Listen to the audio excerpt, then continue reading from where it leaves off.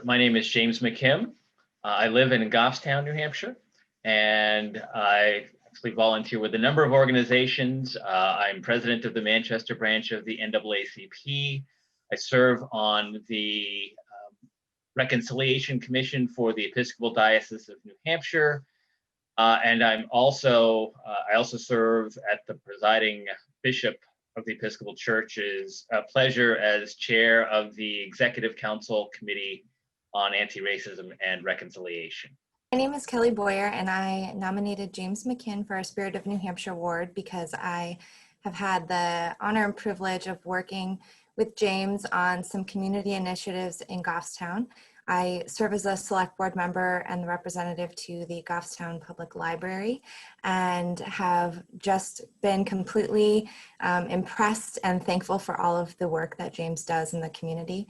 And not only am I happy to have him as a resident, but as an advocate and a volunteer in the Goffstown community. Honored to be recognized for is some work I've been doing in Goffstown, where I live, holding what we call courageous community conversations around race. And so I spearheaded that effort, bringing together folks from the Goffstown Library, St. Matthew's Episcopal Church, where I serve as co-chair of the Social Justice Committee, St. Anselm College, which we got involved in the effort, and a local group here called Crispin's House, which really works with youth in the school system. So pulling that program together, we've held a number of conversations around race. We've had guest speakers.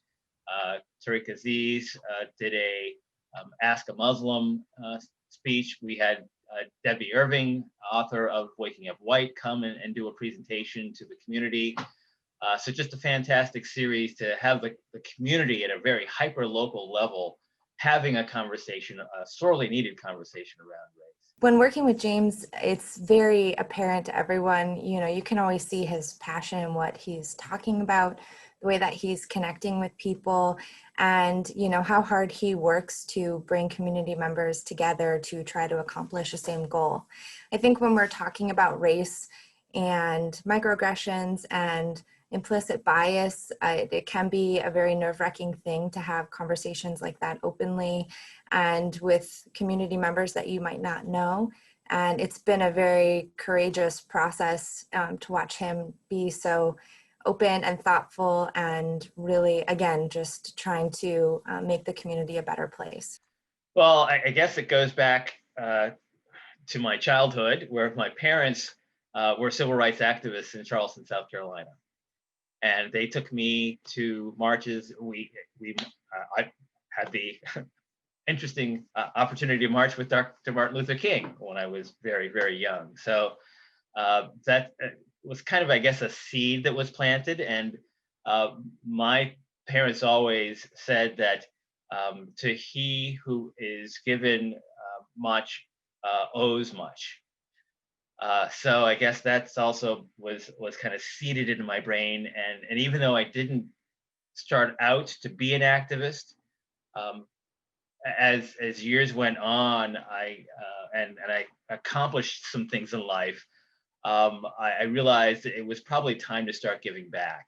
We need to tell the truth about where we are and how we got here. So doing that research is to where we are in terms of race, and not just about race, but think about what issues you are passionate about, and Google it. Learn about what your passion is. Learn about the issues, and see what organizations are out there. And there are so many organizations working on so many issues.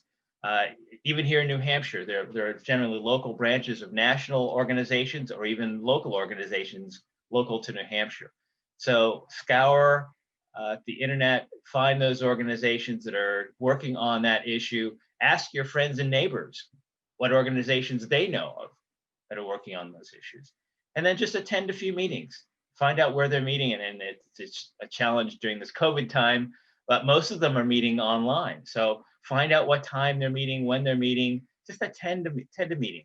Just go to listen, to kind of lurk, as we say, and see who the people are, see how they discuss the issues, and if you feel comfortable with the way the discussions are going with the organization, how it's being led, and look at the mission and vision statements for those organizations. See what they are, see if they resonate with you.